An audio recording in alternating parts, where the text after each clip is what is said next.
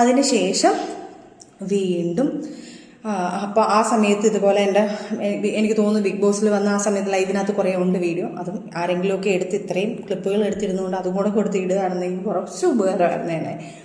അന്നും ഇതുപോലെ മോഹങ്ങളെല്ലാം പാടുകളൊക്കെ വരുത്തി വയ്യാണ്ടായിട്ടാണ് ഞാൻ ബിഗ് ബോസിൻ്റെ അതിൽ വന്ന് ആ ലൈവിൽ വരുന്നതും.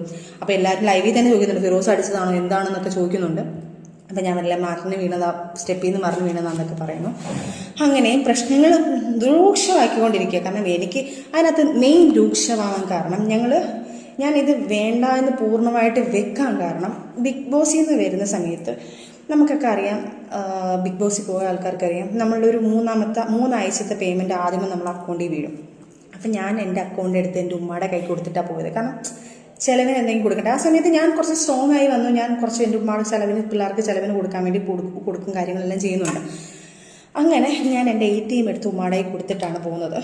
എന്തെങ്കിലും ആവശ്യമുണ്ടെങ്കിൽ വീട്ടിൽ കാര്യങ്ങൾ എന്തെങ്കിലും ഉണ്ടെങ്കിൽ ചെയ്യണേ, എന്തെങ്കിലുമൊക്കെ ഉണ്ടെങ്കിൽ ഇതിനകത്തുനിന്ന് പൈസ വരുമ്പോൾ നിങ്ങൾ എടുക്കുമെന്ന് പറഞ്ഞുകൊണ്ട് ഞാൻ കൊടുത്തു. ഞാൻ പറഞ്ഞുകൊണ്ട് അത്യാവശ്യം എല്ലാ കാര്യങ്ങളും ചെയ്യണം. കാരണം രണ്ട് കുഞ്ഞുങ്ങൾ അവിടെ നിൽക്കുന്നു. ഇപ്പോൾ ഒരു കുഞ്ഞ് മാത്രമല്ല 2 കുഞ്ഞുങ്ങളും അവിടെ നിൽക്കുന്നത് എന്ന് പറഞ്ഞ് ഞാൻ കൊടുത്തിട്ട് പോയ സാധനം തിരിച്ച് വന്നപ്പോൾ ഒരു 10,000, 20,000, 25,000, 30,000 എന്നാണ്ട് കറക്റ്റ് 30,000 രൂപയ്ക്കകത്ത് എന്നാണ്ട് ഈ അക്കൗണ്ടിൽ നിന്ന് പൈസ പോയിട്ടുണ്ട്.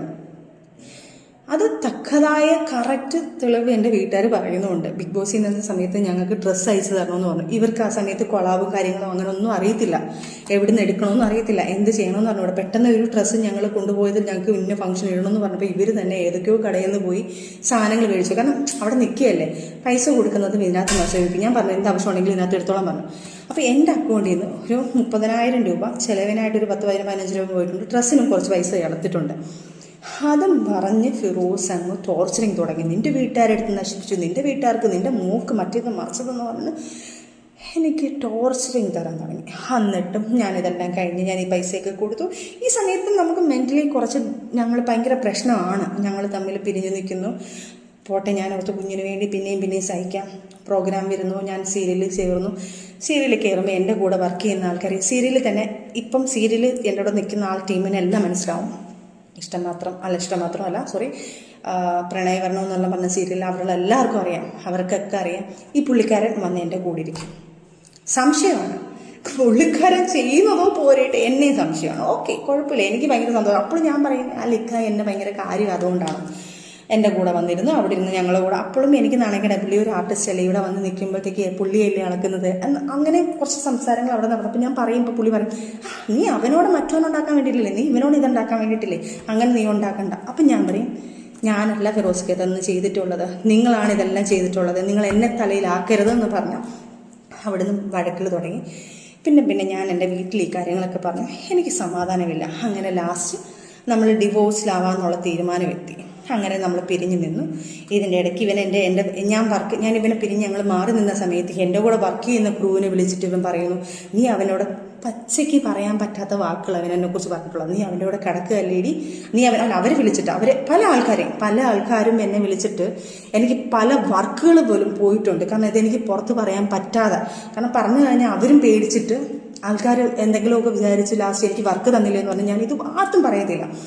അവർ വിളിച്ചിട്ട് എൻ്റെ സജന ഞങ്ങൾക്കൊക്കെ ഒരു ഫാമിലി ഉള്ളതാണ്, അവൻ വിളിച്ചിട്ട് നിന്നോട് അങ്ങനെ എങ്ങനെയാണെന്നൊക്കെ പറഞ്ഞ് ഞങ്ങളത് പറയുന്നത്, ദയവ് ചെയ്ത് നിങ്ങളില്ലെങ്കിൽ വേറെ വർക്ക് കിട്ടും എന്ന് പറഞ്ഞിട്ട് അവർ പല വർക്കുകൾ പല സീരിയൽസ് ആവട്ടെ, സിനിമ ആവട്ടെ, എല്ലാ കാര്യങ്ങളും ആൾക്കാരെ പറഞ്ഞ് എൻ്റെ ഫ്രണ്ട്സിനെ വിളിച്ചിട്ട് സംശയം, ഞാൻ ആരെയും കൂടെ പോയി കഴിഞ്ഞാൽ ഇയാൾ വേണ്ടാന്ന് വെച്ച് നമ്മൾ പിരിഞ്ഞ ആൾക്കാരാണ്. എന്നിട്ട് ഇയാൾ എന്നെ വിടാതെ ടോർച്ചർ ചെയ്ത് എന്നെ ഡിവോഴ്സ് തരാൻ പറഞ്ഞാൽ ഡിവോഴ്സ് ചെയ്തിട്ടില്ല, എനിക്ക് സമാധാനം തരാതെ ഇങ്ങനെ പുറകെ നടന്ന് ടോർച്ചർ ചെയ്തുകൊണ്ടിരിക്കുക. എൻ്റെ ഫ്രണ്ട്സിനെ വിളിച്ചിട്ട് പറയുന്നത്, നീ അവളോട് കിടക്കുന്ന നേരത്തൊക്കെ പറയുന്നത് എല്ലാവരും പറയുന്നത്, നീ അവളോട് കടന്നില്ലേ. അതായത് ഒരു പെണ്ണ് കേൾക്കാൻ പറ്റുന്ന അപ്പുറം എൻ്റെ വീട്ടുകാർ വിളിച്ച് ഷൗട്ട് ചെയ്തു, അവരുടെ വീട്ടുകാരത്ത് പറയുന്നു, അവർ വീട്ടുകാർ വിളിച്ച് പറയുന്നു, ആ കൊച്ചിനെ എന്ത് ജീവിക്കാൻ സമ്മതിക്കും, അവരുടെ വീട്ടുകാർ സഹിതം പറയുന്നു. അവരുടെ വീട്ടുകാരൊക്കെ ഇപ്പോഴും എൻ്റെ കൂടെ നല്ല രീതിയിൽ സഹകരിക്കുന്ന ആൾക്കാരാണ്.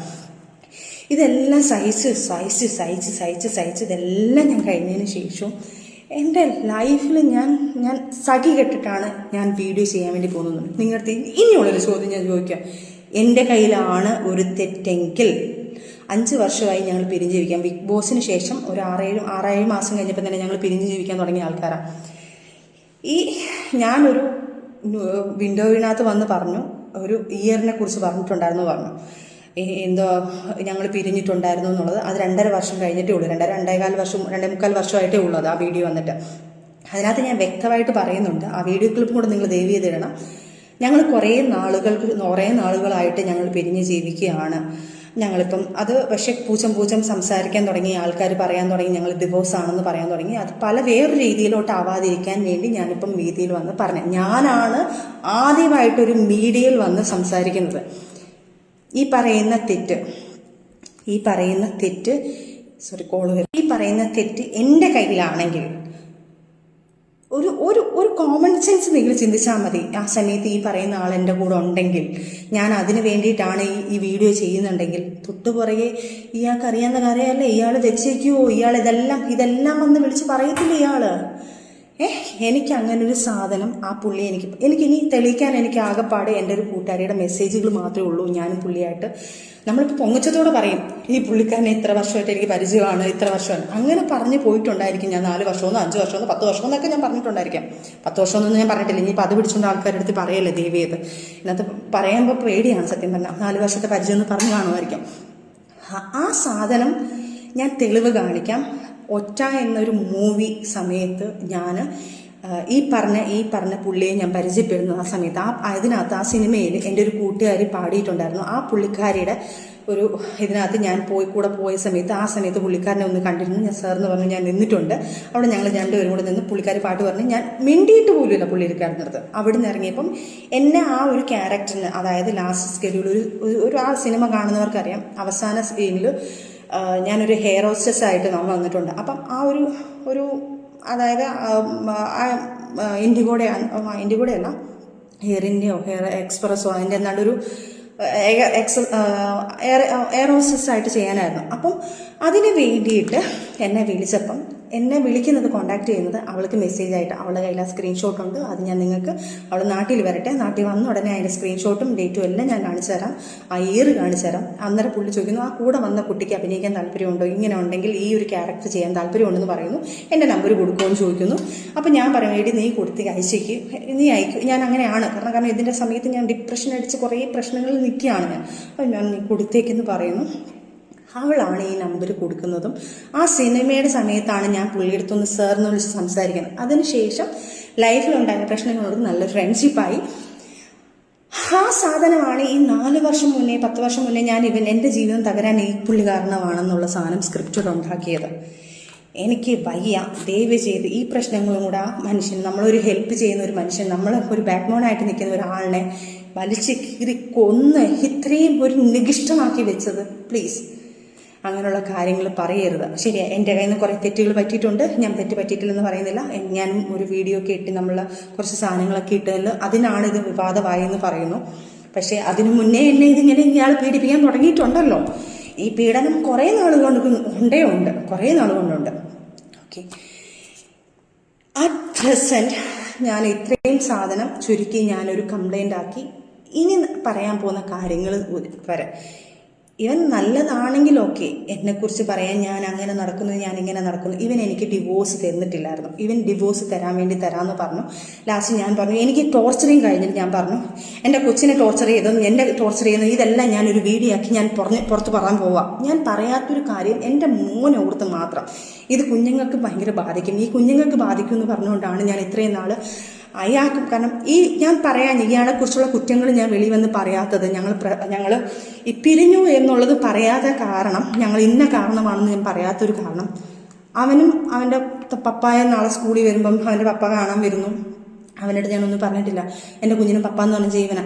അപ്പോൾ ഈ കുഞ്ഞിനെ പപ്പ കൊണ്ടാക്കാൻ പോകുമ്പോൾ, എടാ നിൻ്റെ പപ്പ ഇന്നാണ് കല്ലേടാ എന്ന് പറയരുത് എന്ന് പറഞ്ഞ് പേടിച്ചിട്ടാണ് ഞാൻ ഇതൊന്നും വെളിയിൽ പറയാതെ ക്ഷമിച്ച് ഇത്രയുമായത്. പക്ഷേ അപ്പോഴും ഞാൻ അവൻ്റെ പപ്പ നല്ലതാണെന്ന് അറിയിപ്പിക്കാൻ വേണ്ടി ഞങ്ങൾ മ്യൂച്വലായിട്ട് എടുത്ത തീരുമാനമാണെന്ന് പറഞ്ഞ് ഞാൻ അതിന് സോൾവ് ചെയ്യുന്നു. കാരണം പുള്ളിക്കാരന് പറഞ്ഞേ പറ്റത്തുള്ളൂ വന്ന് ചാനലിൽ. പുള്ളിക്കാരൻ എന്തെങ്കിലും മിണ്ടിക്കാൻ ഞാൻ ഈ കാര്യങ്ങളൊക്കെ എടുത്തു കൊടുക്കും. പുള്ളിക്കാരൻ അറിയാം, അല്ലാതെ സ്നേഹം കൊണ്ടോ പേടിച്ചിട്ടോ ഒന്നും, അല്ലാതെ ഇതുകൊണ്ടൊന്നും ബഹുമാനം കൊണ്ടൊന്നും അല്ല പുള്ളിക്കാരൻ അത് പറഞ്ഞത്. പുള്ളിക്കാരൻ എന്തെങ്കിലും പറഞ്ഞാൽ ഞാൻ ഇതെല്ലാം എടുത്ത് വെളിയിലിടുന്നു, പുള്ളിക്കാരൻ അറിയാം. അപ്പോൾ ഈ കാര്യങ്ങളൊക്കെ വന്നു, ഈ സാധനങ്ങൾ, അതുകൊണ്ടാണ് ഞാൻ ആ സമയത്ത് ഇതൊന്നും പറയാഞ്ഞത്. എന്നിട്ടും ഞാൻ സഹിച്ച് ഞാൻ എല്ലാം പോട്ടെ എന്ന് പറഞ്ഞ് പ്രശ്നങ്ങളെല്ലാം പോട്ടെ എന്ന് പറഞ്ഞ് നിന്നു. ലാസ്റ്റ് ഡിവോഴ്സ് തരാൻ പറഞ്ഞപ്പം ഇവൻ ഒരു വിധത്തിൽ ഡിവോഴ്സ് തരുന്നില്ല. ലാസ്റ്റ് ഞാൻ പറഞ്ഞു, ഞാനിതെല്ലാം വെളിയിൽ വന്ന് പറയും, എനിക്ക് ഡിവോഴ്സ് വേണം. കാരണം ഇതിനകത്തൊന്നും എനിക്കൊരു ഫ്രീഡം വേണം. എന്നെ ഇങ്ങനെ ടോർച്ചർ ചെയ്ത് നമ്മളെ ഇങ്ങനെ അങ്ങോട്ടും വിടുന്നില്ല ഇങ്ങോട്ടും വിടുന്നില്ല. വർക്കിന് പോകുമ്പോൾ എൻ്റെ ഭാര്യ എന്നുള്ള രീതിയിൽ എൻ്റെ ഭാര്യയുടെ നീ കിടക്കുന്നില്ല. കിടക്കുന്ന വാക്കൊഴിക്കാതെ ഇവന് വേറൊരു വാക്കില്ല. എല്ലാവരെയും വിളിച്ച് ഭീഷണിപ്പെടുത്തി, എല്ലാവരെയും വിളിച്ച് വലിയ വലിയ പ്രമുഖനുള്ള ആൾക്കാരെ വിളിച്ച് വരെ ഇവൻ ഭീഷണിപ്പെടുത്തിയിട്ടുണ്ട്. നീ അങ്ങനെയാടാ, നീ അവൻ്റെ കൂടെ കിടന്നില്ലേ, എനിക്ക് വരുന്ന വർക്കുന്ന ഇവൻ എങ്ങനെയെങ്കിലും പറഞ്ഞ് അവരെ വിളിച്ച് ഭീഷണിപ്പെടുത്തും. പോട്ടെ, എല്ലാം ക്ഷമിച്ച് ഞാൻ പറഞ്ഞു എനിക്ക് ഡിവോഴ്സ് വേണം, എനിക്ക് ഡിവോഴ്സ് വേണമെന്ന് പറഞ്ഞ് ലാസ്റ്റ് ഈ പേരും പറഞ്ഞിട്ട് അവൻ ഡിവോഴ്സ് തരാമെന്ന് പറഞ്ഞു. മ്യൂച്വൽ ഞങ്ങൾ സൈൻ ചെയ്തു. മ്യൂച്വൽ കൊണ്ട് ഞങ്ങൾ സൈൻ ചെയ്ത് മ്യൂച്വലെടുത്ത് ഡേറ്റുകളെടുത്ത് ഞങ്ങളൊരു വക്കീൽ വെച്ച്. അവൻ പറഞ്ഞു ഒരു വക്കീലിന് അവൻ്റെ വക്കീലിനെ വെക്കാൻ പറഞ്ഞു. അവൻ പറഞ്ഞു വക്കീലിനെ വെക്കണ്ട, നമുക്കൊരു വക്കീലിന് മ്യൂച്വലല്ലേ ഒരു വക്കീലിനെ വെക്കാമെന്ന് പറഞ്ഞ് നമ്മളൊരു ഫ്രണ്ട് വഴി നമ്മൾ ആ വക്കീലിനെ വെച്ച്, എൻ്റെ ഒരു ഫ്രണ്ടാണ് വക്കീൽ, മനു എന്ന് പറഞ്ഞ വക്കീലിനെ കൊണ്ട് നമ്മൾ ചെയ്യിപ്പിച്ചു. ആ കാര്യങ്ങളെല്ലാം ചെയ്ത് കഴിഞ്ഞപ്പോഴത്തേക്ക് ഡേറ്റിന് വിളിച്ച സമയത്ത് ഇവൻ വന്നില്ല. അതങ്ങനെ ലാപ്സായിപ്പോയി. അവൻ മനഃപൂർവ്വം പണി തരാണ്, അതായത് നമുക്ക് ഡിവോഴ്സ് തരത്തില്ല. അത് കഴിഞ്ഞ് കുറേ നാൾ കഴിഞ്ഞപ്പോഴാണ് ഞാൻ അറിയുന്നത് ആദ്യ ഭാര്യയെ പുള്ളിക്കാരൻ ഡിവോഴ്സ് ചെയ്തിട്ടില്ല. എന്നെ പറ്റിച്ചാണ് ഇയാൾ മാരേജ് ചെയ്തേക്കുന്നത്. അന്ന് ഞാൻ ആദ്യം പറഞ്ഞതിനകത്ത് പറയുന്നുണ്ട്, ആദ്യ സമയത്ത് ഇയാൾക്ക് ഈ മതങ്ങളെ വിശ്വാസമില്ല എന്ന് പറയുന്ന കാരണം പള്ളിയിൽ പോയി നമ്മൾ ഇത് അന്വേഷിക്കുമ്പോൾ പള്ളിയിൽ പറയും ഡിവോഴ്സ് ആയിട്ടില്ല, ഇവരുടെ ഡിവോഴ്സ് ആയതിനു ശേഷം അടുത്ത് നമുക്ക് നിക്കാഹ് നടത്താമെന്ന് പറയും. അത് മറച്ചു വെച്ചിട്ടാണ് ഇവരെല്ലാം നമ്മൾ ഈ കല്യാണം എന്ന് പറഞ്ഞാൽ ഈ രജിസ്റ്റർ മാരേജ് എന്ന് പറഞ്ഞ സാധനം ചെയ്യുന്നത്. രജിസ്റ്റർ മാരേജ് അവർ ചെയ്തിട്ടില്ലായിരിക്കാം മേ ബി, അതുകൊണ്ടായിരിക്കുമല്ലോ എനിക്ക് രജിസ്റ്റർ മാരേജ് ചെയ്തത്. ഈ സാധനം ചെയ്ത് കഴിഞ്ഞതിന് ശേഷം ഞാൻ അറിയുന്നു ഇയാൾ ആ വൈഫിന് പോലും ഡിവോഴ്സ് കൊടുത്തിട്ടില്ല. ആദ്യത്തെ വൈഫിനെ 200 പവനോളം അയാളുടെ അടുത്ത് യൂസ് ചെയ്തിട്ടുണ്ട്. അയാൾ ആഡംബര ജീവിതത്തിന് വേണ്ടി അയാളെ കല്യാണം ആഡംബരമായിട്ട് നടത്തിയത് 19 പവൻ എടുത്തിട്ട് ഇയാൾ ആ സ്വർണം കൊണ്ടുവന്ന ഉടനെ തന്നെ അടുത്ത ദിവസം വിൽക്കുന്നു. അതിൻ്റെ തെളിവുകളും കാര്യങ്ങളും എല്ലാം പുള്ളിക്കാരിയാണ്. പുള്ളിക്കാരിയും ഇതുപോലെ ഓർത്തഡോക്സ് ഒരു ഫാമിലി, ഒരു ഭയങ്കര ഒരു റെപ്യൂട്ടഡ് ഫാമിലിയിലുള്ള ഒരു പുള്ളിക്കാരിയാണ്. അവരും ഇവനെ പേടിച്ചാണ് ജീവിക്കുന്നത്. കാരണം ഇവൻ ഒരു മീഡിയയിൽ നിൽക്കുന്ന ഒരു പേഴ്സൺ ആയതുകൊണ്ട് ഇവൻ എന്ത് പറയുന്നോ അവർക്ക് മീഡിയയിൽ വരാൻ താല്പര്യമില്ല. അപ്പം മീഡിയയിൽ വന്ന് പറയുമ്പം മീഡിയയിൽ പറയുന്ന ആൾക്കാർ അതാ വിശ്വസിക്കത്തുള്ളൂ, ആൾക്കാരെല്ലാം വിശ്വസിക്കുന്നുണ്ട്. അവരും പേടിച്ചാണ് ജീവിക്കുന്നത്. അവർ നമ്മൾ സംസാരിച്ചപ്പം ഏകദേശം ഞാൻ അനുഭവിച്ച അതേ പീഡനമാണ് അവരും അനുഭവിച്ചിട്ടുള്ളത്. ആ ഒരു കുഞ്ഞിനിപ്പം 17 വയസ്സായി. ആ കുഞ്ഞിനെ പോലും ഒരു തരി സ്വർണം ഏതോ വീഡിയോയിൽ ഇട്ടെന്നുള്ളത് അറിയാം, ഏതോ ഒരു വീഡിയോയിൽ വന്നിട്ടുണ്ട്. ഒരു തരി സ്വർണം പോട്ടെ, ഒരു തരി മുട്ടായി മേടിച്ചു കൊടുക്കട്ടെ, അവൻ ഒരു ചെലവിന് പോലും കൊടുത്തിട്ടില്ല. എന്നിട്ട് പോലും ഈ കാര്യങ്ങൾ വരുമ്പം പ്രശ്നങ്ങൾ വരുമ്പോഴത്തേക്ക് ഈ കാര്യങ്ങൾ പറഞ്ഞു ഡിവോഴ്സിൻ്റെ കാര്യങ്ങളും ഈ കാര്യങ്ങളൊക്കെ മനസ്സിലാക്കിയിട്ട് ലാസ്റ്റ് ഇവൻ പറയുന്നു ഈ കുഞ്ഞിനെ ഇതിൻ്റെ ഇടയ്ക്ക് ഞാൻ എൻ്റെ മൈൻഡ് വേറെ ഇങ്ങോട്ട് പോയി, അതുകൊണ്ടാണ് അപ്പം ഈ ലാസ്റ്റ് ഇവരും പറയുന്നു ഈ ഡിവോഴ്സ് ചെയ്തിട്ടില്ല എന്ന്. അപ്പം എൻ്റെ മാരേജ് ഇല്ലീഗലാണ് അന്നേരം ഇവൻ ചെയ്ത് വെച്ചേക്കുന്നത് ഇല്ലീഗൽ, എന്നെ കഴിച്ചേക്കുന്ന ഇല്ലീഗൽ മാരേജാണ്. അപ്പം ഇവൻ ഇത്രയും ദ്രോഹം ചെയ്തത് പോരെ. പിന്നെ ഈ പ്രശ്നങ്ങൾ തുടങ്ങാൻ കാരണം ഒരു 5 സെൻറ്റ് സ്ഥലം വീടും എനിക്കുണ്ട്. ആ വസ്തു ഞാൻ അവൻ്റെ പേരിലോട്ട് എഴുതി കൊടുത്താൽ അവൻ എനിക്ക് ഡിവോഴ്സ് തരാമെന്നാണ് പറയുന്നത്. ഇത് ഞാൻ പറഞ്ഞു പറ്റത്തില്ല, എനിക്ക് എൻ്റെ കുഞ്ഞുങ്ങളാണ്, എൻ്റെ കുഞ്ഞുങ്ങൾക്ക് വേണ്ടിയിട്ടുള്ളത് നിങ്ങൾക്ക് അടിച്ചു പൊളിക്കാനും ഇതൊന്നും ചെയ്യാനും പറ്റത്തില്ല. ഇപ്പം ജപ്തിയായി കിടക്കുകയാണത്. എൻ്റെ പേരിലാണ് ലോൺ എടുക്കുന്നത്, എൻ്റെ പേരിലേക്ക് ആ വീടിന് 15 ലക്ഷം രൂപയ്ക്ക് ഒരു ലോൺ എടുത്തിട്ടുണ്ട്. അത് ലാപ്സായി കിടന്നത് എൻ്റെ ലാസ്റ്റ് അതും ജപ്തിയുടെ ഘട്ടത്തിൽ. എനിക്കൊരു ക്രെഡിറ്റ് കാർഡ് അതെൻ്റെ തലയിലാക്കി. ഇവനൊരു ബുള്ളറ്റ് ഞാൻ ഗിഫ്റ്റായിട്ട് കൊടുത്തൊരു ബുള്ളറ്റ് ഉണ്ട്, അതിനും മാസം അടയ്ക്കാമെന്ന് പറഞ്ഞിട്ടാണ് ഞാൻ ആദ്യത്തെ എമൗണ്ട് വെച്ചിട്ട് അവന് ഗിഫ്റ്റ് കൊടുക്കുന്നത്. അതും എൻ്റെ തലയിലായി സിവിൽ സ്കോർ വെച്ചിട്ട് എൻ്റെ മൊത്തം എനിക്കിപ്പോൾ ഒരു ലോൺ പോലും, എനിക്കൊരു പേഴ്സണൽ ലോൺ പോലും എടുക്കാൻ പറ്റാത്ത രീതിയിൽ എന്നെ കുരുക്കിയിട്ടേക്കവൻ. ഇതെല്ലാം ചെയ്ത് ഞാൻ അങ്ങേയറ്റം ഞാൻ നിൽക്കുക. ഇനി എനിക്ക് പറ്റില്ല, എന്നെ ഇത്രയും ഞാൻ സഹിച്ച് ഇവിടം വരെ ഞാൻ എത്തിയിട്ടുണ്ട്. ഇനി എനിക്ക് സഹിക്കാൻ വയ്യ, എന്നെക്കൊണ്ട് ഇതെല്ലാം പറയിപ്പിച്ചാണ്. ഇനി എൻ്റെ കുഞ്ഞുങ്ങളെ പോലും ഇനി ഒരു പക്ഷെ ഞാൻ ഇത് പറഞ്ഞില്ലെങ്കിൽ എൻ്റെ കുഞ്ഞുങ്ങളെ കൊണ്ട് നോക്കേണ്ടത് ഞാനാണ്, ഈ 2 കുഞ്ഞുങ്ങളെ നോക്കേണ്ടത്. നാളെ ഒരു കാലത്ത് എൻ്റെ കുഞ്ഞുങ്ങളെ പോകുമ്പോൾ നിൻ്റെ ഉമ്മ ഇങ്ങനെ ആയതില്ലേ മറ്റേതായിരുന്നു എന്ന് പറഞ്ഞു കഴിഞ്ഞാൽ എനിക്ക് എൻ്റെ കുഞ്ഞുങ്ങൾക്ക് നാണക്കേട്. എൻ്റെ മോൻ വിളിച്ചിരുന്നില്ല, പറഞ്ഞു പപ്പ ഉമ്മയുടെ വീഡിയോ ഇങ്ങനെയുള്ള പപ്പ വീഡിയോകളൊന്നും ഇടല്ലേ, എൻ്റെ ഉമ്മയ്ക്ക് എന്തെങ്കിലും സംഭവിച്ചു കഴിഞ്ഞാൽ ഞാൻ പപ്പാടോട് മിണ്ടത്തില്ല. ഞാൻ ആ വീഡിയോ നിങ്ങൾക്ക് വേണമെങ്കിൽ അത് എൻ്റെ കുഞ്ഞിൻ്റെ ഫോട്ടോ എനിക്ക് ഇടാൻ പറ്റുന്നില്ല. ആ കുഞ്ഞൊരു റൈറ്റ് ചെയ്തിട്ടൊരു സാധനം ഞാൻ ഇട്ട് കൊടുത്തു. കാരണം ഇവൻ എന്നിട്ട് ആ കുഞ്ഞ് പോലും പറയുന്നത്. എന്നിട്ട് ഞാൻ ഞെട്ടിപ്പോയി. എൻ്റെ മോൻ പറയുന്നത് പപ്പ ഞാൻ ഇനി 5ാം ക്ലാസ്സിലാണ്, എന്നെ എല്ലാവരും കൂടെ കളിയാക്കും, പപ്പ ഒന്നും ഇങ്ങനെ പറയല്ലേ, ഉമ്മി പപ്പായെ സപ്പോർട്ട് ചെയ്തല്ലേ വീഡിയോ ഇട്ടത്, ഉമ്മിക്ക് വേണമെങ്കിൽ പപ്പ എന്ത് വേണമെങ്കിൽ ഇത്തിരി കാര്യങ്ങളൊക്കെ വേണമെങ്കിൽ പറയാമല്ലോ എന്ന് എൻ്റെ കുഞ്ഞ് ചോദിച്ചു. എന്നിട്ട് പോലും ഇവൻ വീണ്ടും ഈ ആക്ഷൻ വീഡിയോ കാണിച്ചു. ആക്ഷൻ വീഡിയോ ആർക്കും കാണിക്കാം ഫിറോസ് ഖാനെ. ഞാൻ ആക്ഷൻ അല്ല കാണിച്ചത്, ഞാൻ നിയമത്തിനാണോ പോയിരിക്കുന്നത്. എൻ്റെ കയ്യിൽ തെറ്റുണ്ടെങ്കിൽ ഞാൻ നിയമത്തിനോട് പോകത്തില്ല. എൻ്റെ തെറ്റുണ്ടെങ്കിൽ ഞാൻ ആദ്യമായിട്ട് ഒരു വീഡിയോ ഇതുപോലൊരു കാര്യത്തിൽ എടുത്തില്ല. ഇനി എന്തോ ആയിക്കോട്ടെ, ഇയാൾ ആദ്യത്തെ ഭാര്യയെ വിളിച്ചിട്ട് ഇന്നലെ പുള്ളിക്കാരിയും വിളിച്ച് ഭീഷണിപ്പെടുത്തുന്നുണ്ട്. ഏതോ ഒരു വീഡിയോ വന്നു, നിന്നെക്കുറിച്ച് ഇങ്ങനെ പറയൂടി, ഞാൻ അങ്ങനെ പറയൂടി, നീ അങ്ങനെ ചെയ്തു എന്ന് പറയൂടി, നീ ഏതവനോടെ പോയി എന്ന് പറയൂടി. ഇതേ സംഭാഷണം തന്നെയാണ് ഞങ്ങൾ എല്ലാവരും ഇട്ട്. ഇയാൾ ഒരുമാതിരി വൃത്തികെട്ട രീതി, അവർക്ക് പേടിയാണ്. കാരണം മീഡിയയിൽ വന്ന് ഇയാൾ പറയുമ്പം ആൾക്കാർ അതേ വിശ്വസിക്കത്തുള്ളൂ. അവർക്ക് മീഡിയയിൽ വന്ന് മീഡിയ പേഴ്സണായിട്ട് വന്ന് സംസാരിക്കാൻ അവരുടെ ഫാമിലി അങ്ങനെയാണ്. അവർ അത്രയും റിപ്പോർട്ടർ ഫാമിലി ആയതുകൊണ്ട് അവർക്ക് അത് പറയാൻ പറ്റുന്നില്ല. അവർക്ക് 200ഓളം 150ഓളം പവൻ അവർക്ക് മിസ്സായിട്ടും അവർ സഖിയായിട്ട് നിൽക്കുക. കുഞ്ഞിന് പോലും ഒരു ചെലവിന് കൊടുക്കുന്നില്ല. ഇത്രയും ചെയ്തിട്ട് പോലും ഞങ്ങൾ 2 പെണ്ണുങ്ങൾ ഇതിനകത്ത് കടന്ന് പീഡനപ്പെട്ടുകൊണ്ടിരിക്കുക. ഇയാളുടെ കണ്ണിൽ ഞങ്ങൾ വെറും വേഷ്ടികളാണ്, ഞങ്ങൾ വെറും പന്നലുകളാണ്, ഞങ്ങൾ വെറും തെണ്ടികളാണ്. പക്ഷെ ഈ തെണ്ടികളാണല്ലോ 2 കുഞ്ഞുങ്ങളെ ഞങ്ങൾ നോക്കുന്നത്.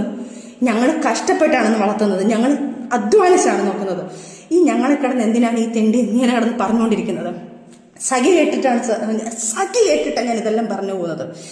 എനിക്ക് വയ്യ. അത് കഴിഞ്ഞിട്ടാണ് ദൈവമായിട്ടാണ് ഓരോ കാര്യം, ഇവൻ്റെ കാര്യങ്ങൾ പല കാര്യങ്ങളും ഞാൻ അറിയുന്നുണ്ട്. എൻ്റെ ലൈഫിൽ നിന്ന് എഴുതിവിട്ട ഞാൻ ഇവനെ ഞാൻ ഇതാക്കണം? എൻ്റെ ലൈഫിൽ ഒരാൾ വന്നിട്ടുണ്ടോ, വന്നിട്ടില്ലയോ, ഇനി ആര് വരുന്നോ, ഇവൻ എന്തിനറിയണം? ഇവൻ കാണിച്ചു കൂട്ടുന്ന പ്രോകൃതം ഞാൻ അതും കൂടെ ഇതിനകത്ത് മെൻഷൻ ചെയ്തിട്ടുണ്ട്. എനിക്ക് ഒരു കാര്യം വിവരം പറഞ്ഞിട്ടുണ്ട്. അതിൻ്റെ സത്യാവസ്ഥ ഞാൻ വിളിച്ചു തിരക്കിയിട്ടുണ്ട്. പക്ഷേ അതൊരു മൈനർ കേസാണ്. ഒരു 17 വയസ്സ് സ്വന്തം മകളുടെ പ്രായമുള്ള ഒരു കുഞ്ഞിനെ ഒരു ഹോട്ടലിൽ കൊണ്ട് ഇവൻ കൊണ്ട് ഉപയോഗിച്ചിട്ടുണ്ട്. ആ കുഞ്ഞിനെ പ്രേമമെന്ന് പറഞ്ഞ് നടിച്ചിട്ട് ആ കുഞ്ഞിനെ ഭയങ്കരമായിട്ട് ആ കൊച്ചു കുറേ ഗിഫ്റ്റുകൾ കൊടുത്തിട്ടുണ്ട്. അതിൻ്റെ പേരോ ഡീറ്റെയിലോ ഒന്നും ഞാനിവിടെ പറയുന്നില്ല. അതൊരു മൈനറാണ്. അത് എൻ്റെ അടുത്ത് റിക്വസ്റ്റ് ചെയ്യാണ്, എൻ്റെ പേരിൽ ഒരിക്കലും എൻ്റെ പേര് ഇതിനകത്ത് എടുത്തിടല്ലേ. എൻ്റെ പേരിനകത്ത് എനിക്ക് കല്യാണം കഴിക്കാനുള്ളതായി, എനിക്ക് തെറ്റുപറ്റിപ്പോയതാ. ഒരിക്കലും ഞാൻ ആ കുഞ്ഞിനെ എൻ്റെ മകളെ പോലെ, അല്ലെങ്കിൽ ഫിറോസിൻ്റെ മകളെ ഞാൻ ഒരു മകളെ പോലെ, എൻ്റെ മകളെ പോലെ ഞാൻ കാണുവാണ്. ആ കുഞ്ഞിൻ്റെ പ്രായമുള്ള ഒരു കുഞ്ഞ് എൻ്റെ അടുത്ത് റിക്വസ്റ്റ് ചെയ്യാണ്. അതുകൊണ്ട് ഞാൻ അത് എടുത്തില്ല. പക്ഷെ ലീഗലി ഞാൻ മൂവ് ചെയ്യുന്നുണ്ട്. ആ കുഞ്ഞിൻ്റെ പേര് വെളിയിൽ വരാതെ ഈ ഒരു കാര്യം ഞാനതൊരു ഇതിനകത്ത് റിപ്പോർട്ട് ചെയ്തിട്ടുണ്ട്. ആ കുഞ്ഞിൻ്റെ കാര്യം തിരക്കി കണ്ട് ലീഗലി ഇവൻ്റെ വെളിയിൽ ഒരു മൈനർ കേസിനെ ഈ കുഞ്ഞിനെ പീഡിപ്പിച്ച കാര്യം വെളിയിൽ വരണം. ഇനി എനിക്ക് നാണക്കേട്, എനിക്കും എൻ്റെ കുഞ്ഞിനെ നാണക്കേട് നോക്കിയിട്ട് കാര്യമില്ല. അതും ഞാൻ ലീഗലി കൊടുത്തിട്ടുണ്ട്. അത് മൂവ് ചെയ്യട്ടെ. അത് സത്യാവസ്ഥ എന്താണെന്ന് ഈ ലോകം അറിയട്ടെ. ഇവൻ്റെ തെണ്ടിത്തരം വെളിയിൽ അറിയണം. അതുപോലെ തന്നെ ഒരു ബിഗ് ബോസ് കണ്ടസ്റ്റന്റ് ഇവൻ്റെ കൂടെ ബാംഗ്ലൂർ ഇവൻ കഞ്ചാവ് അടിച്ച് നടന്ന് ആ പെൺകുട്ടിയും കൂടെ കഞ്ചാവ് അടിച്ച് ഇവൻ ഭയങ്കര ആർമാദിച്ച് അങ്ങനെ ഭയങ്കര രീതിയിൽ ഒരു ഹോട്ടൽ റൂം എടുത്ത് അവളെ യൂസ് ചെയ്തൊരു കാര്യമുണ്ട്. ഞാൻ ആ പുള്ളിക്കാരിക്ക് മെസ്സേജ് അയച്ചിട്ടുണ്ട്. ഞാൻ ആ പുള്ളിക്കാരിയുടെ ഡീറ്റെയിൽ ഇപ്പം പറയാതെ, ഞാൻ പുള്ളിക്കാരിയോട് സംസാരിക്കണം, എനിക്ക് ഡീറ്റെയിൽ വേണം, ഞാൻ കാര്യങ്ങൾ പറയാം. പുള്ളിക്കാരിയുടെ പുള്ളിക്കാരി മാപ്പെന്ന് പറയട്ടെ.